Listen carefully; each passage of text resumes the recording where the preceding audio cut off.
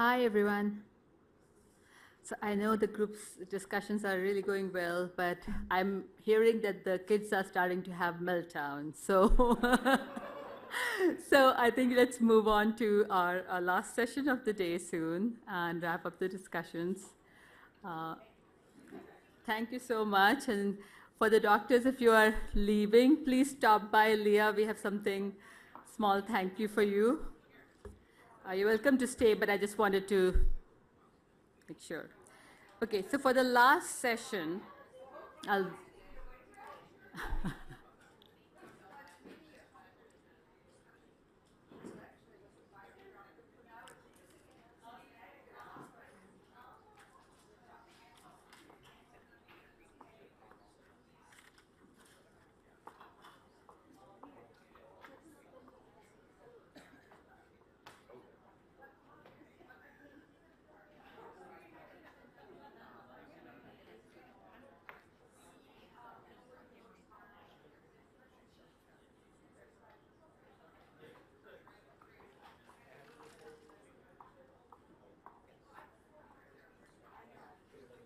So for the last session of the day, we have the parents come up and share tips with each other and the doctors. And we'll start in a minute with Kari Cupp.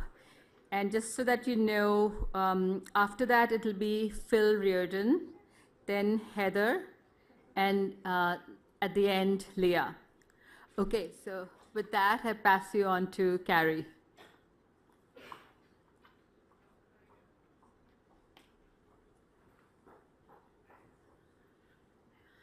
I just wanted to touch base a little bit about fundraising with the foundation.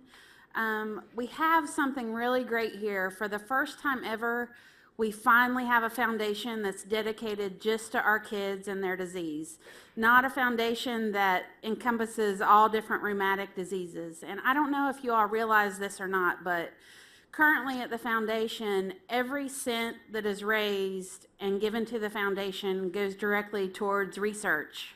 Like you saw today, the gift that we were able to give the pediatric rheumatology department. So, you know, we're not paying a staff, we're not renting a building.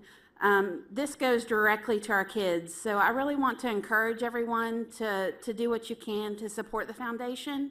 Fundraising doesn't have to be hard, and it doesn't have to be a lot of work, and it doesn't have to be horrible. You can make it as simple or as complex as you want.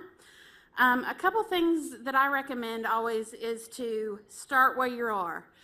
Use your friends, your family, your coworkers.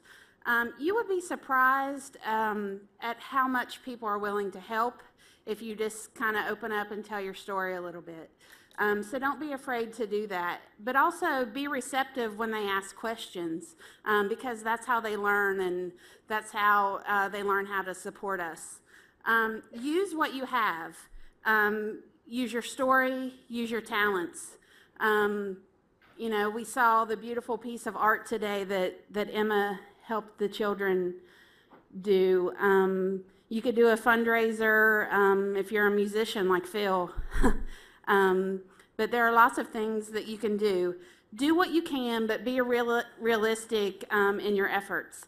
Not every campaign is going to make $500 or $1,000 or even $5,000. But if you do something and you make $50 and you donate it to the foundation, that $50 is added to another $50 or another $500 that's been donated.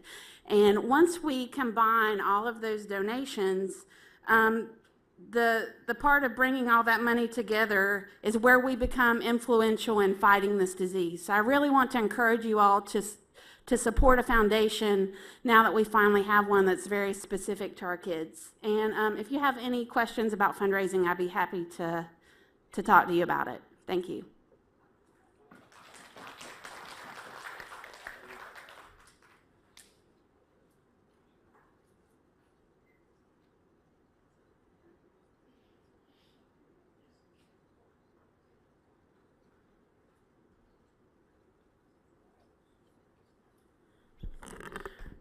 Hi everyone, my name is Phil Reardon, and I've been asked to come up and speak a little bit about how to better deal with specialty pharmacies, especially for those of you who may be on prescriptions such as Alaris.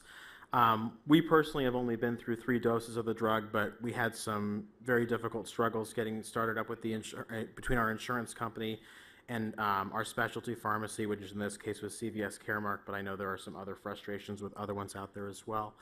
But Rashmi asked me to come up and speak a little bit, so I've kind of put together some quick tips from some of the other posts that I've read online versus some of the things that we tried that worked for us. So basically, to sum up our story very shortly, we were on 3 doses of Alaris. It was right when the Alaris formula changed, and there was a lot of back and forth from us and our doctor's office and Alaris support and CVS specialty about getting pre-authorization. A lot of finger pointing in the other direction as people not picking up their end of the deal and taking care of what needed to be done. To the point where I got frustrated, and I took to social media and I found out how to get in touch with someone on the senior level at CVS and let them know that their procedures and their policies were not patient-friendly because my daughter's dosage had been delayed more than once. We were not knowledgeable of it. We had to reschedule her home nurse to come out and administer that, and there was just a general lack of communication there. So from that, and from what I've read from some of your other stories in the Facebook group, which if you're not a member of the SJIA Facebook group, you should definitely do that. There's a lot of good information there. Is you really want to do several things to have some success with the specialty pharmacies. You want to document every interaction that you have with them. You know, what you brought to their attention, what they said they were going to do, the time frame that they were going to do that in, so you know when to follow up, and be religious in your follow-up if they have not delivered on what they have promised. 2, you want to get in touch with your local pharmacy. They all have a corporate office, but then there's a local pharmacy closer to you that is usually supplying the drug.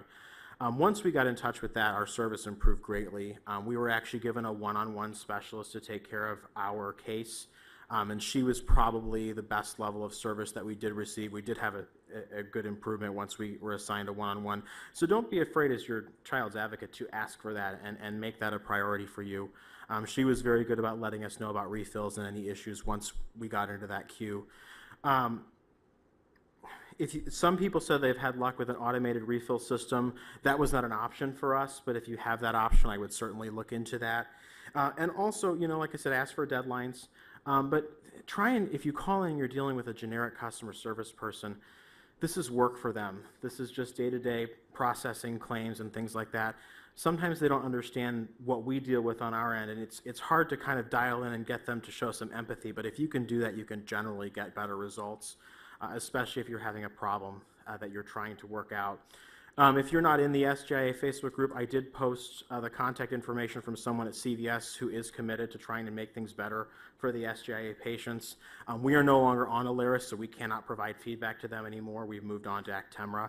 So if there's somebody else who is on Alaris who would like to speak to someone at CVS and give some feedback, please do that, because we felt that we at least owe them that because they made the steps to try and resolve things with us. We are just no longer able to be in that feedback cycle. So. Any questions? Great. Who's next?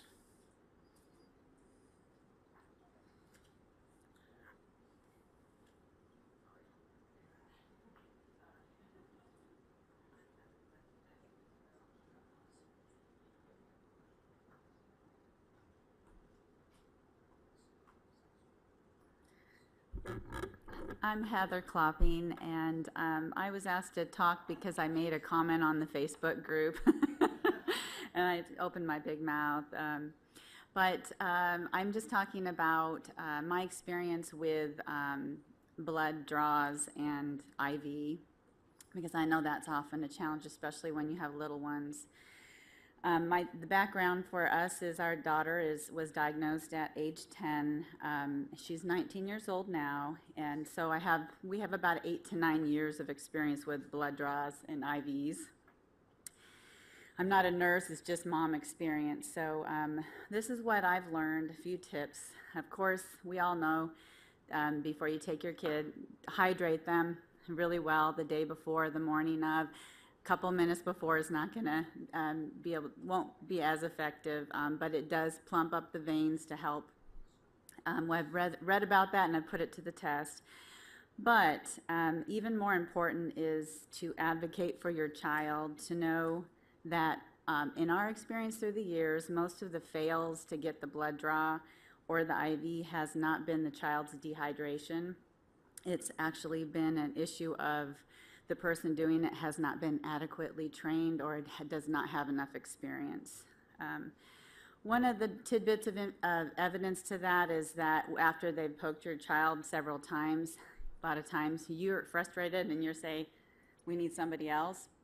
There's always that one person that can come in, at least in my experience, that can do it the first time. And what that tells me is that there's a training gap. There's a level of ability there that is making the difference.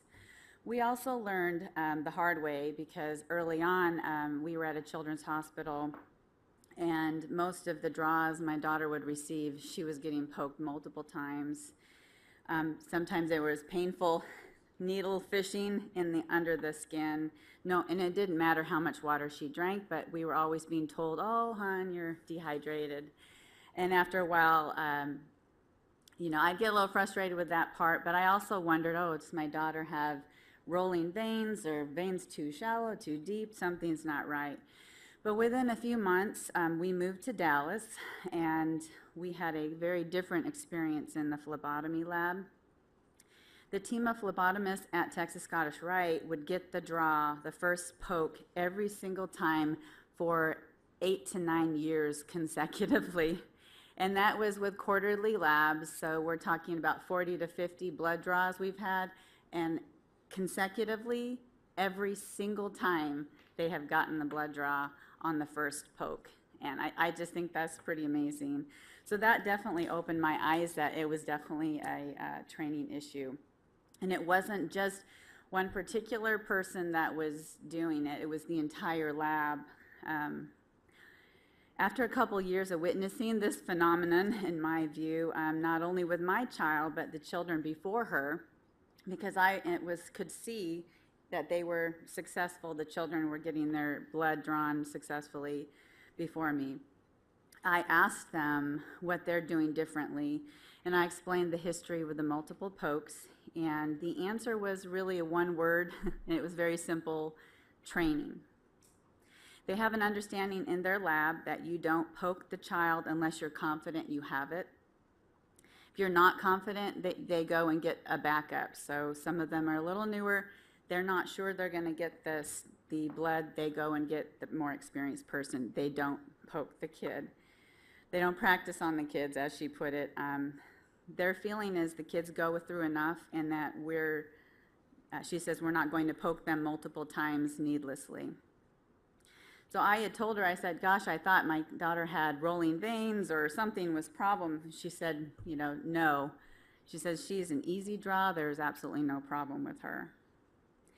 So this may be kind of a strong position. It's mine. You don't have to agree with it, but this is my position now. Normally we didn't have any issues for years, so I didn't really have to deal with it. But occasionally you're at a pediatric office and they want to take a blood draw, or I go to the allergist, they want to take a blood draw. I developed a one strike you're out policy. And I told them up front that it's just one try, and if you can't get it, then I'll be very polite about it, but we'll go to a drawing station. Because a lot of times the nurses in the clinics, a lot of them don't have as much experience. So I would just be honest with them up front that if they're not confident, then that's okay, and we'll go somewhere else. I figured that if a clinic or a lab or a hospital is not willing to raise the bar, then I, as the mother, could raise it for them in a way through advocacy and boundaries. And also, the other thing I wanted to mention is that children's hospitals are training hospitals too. So we kind of go in with some awareness of that.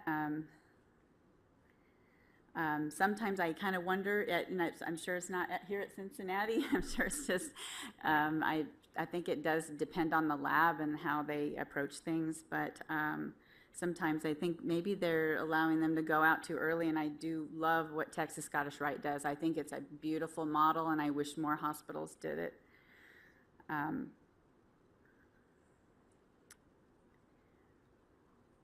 I think that the concern I have sometimes is that if they're blaming the child and they're saying it's dehydration, that the tech or nurse, they're not really learning. They're not understanding that they actually maybe could do some things to improve, and they're not growing because they're thinking it's the child that's dehydrated, and they're not really trying to perfect that. Are you ready for the next person? Okay. I think I'm going too long, but I do have a few tips, but overall I just wanted to share that keep calm and advocate.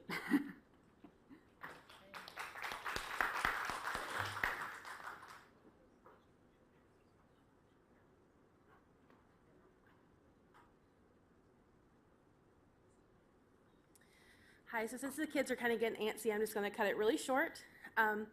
Essentially, I was asked to talk about research. And I know that we are all here because we're looking for answers and treatments and ultimately a cure for our kids, right? And that we all advocate daily for all of our children, whether it be at the doctor's office, their schools, pharmacies that people have been speaking about here with the parent talks, but we're constantly advocating for them.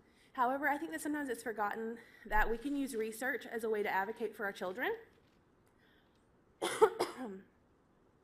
It's actually a very important way to advocate for them, to not only listen and agree to participate in research studies and possibly clinical trials, but to also encourage our kids as they get to the age to be making those own decisions for themselves to want to participate.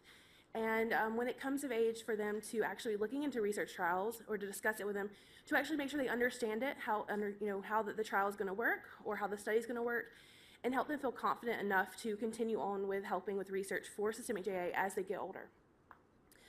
I have heard, not only here, but from other doctors and at the Next Gen conference, that sometimes in the systemic JIA community that there is an issue and difficulty in getting enough samples for different studies.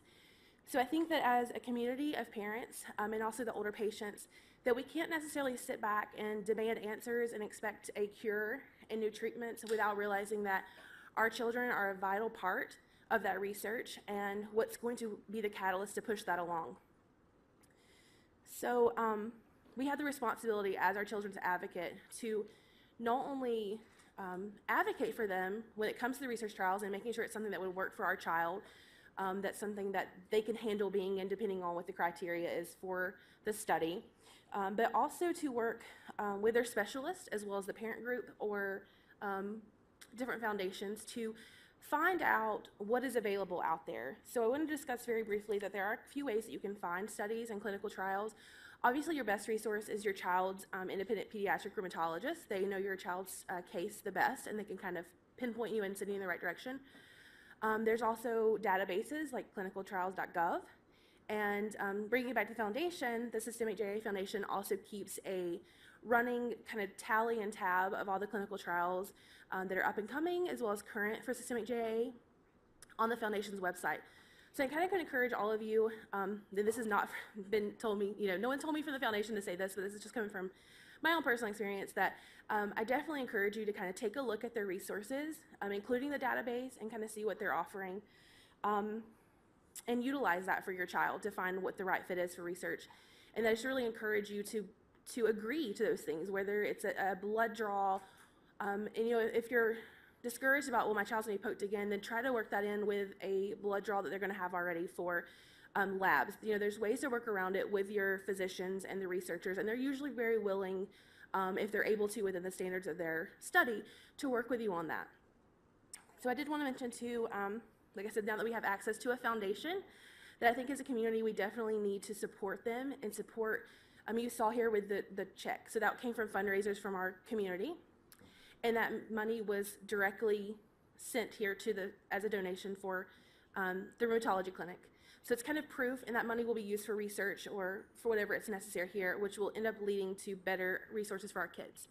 So I think that's another way that we can kind of support and advocate for our kids, is just utilizing all the things and the resources that they have available, which is the clinical trials stuff on their website.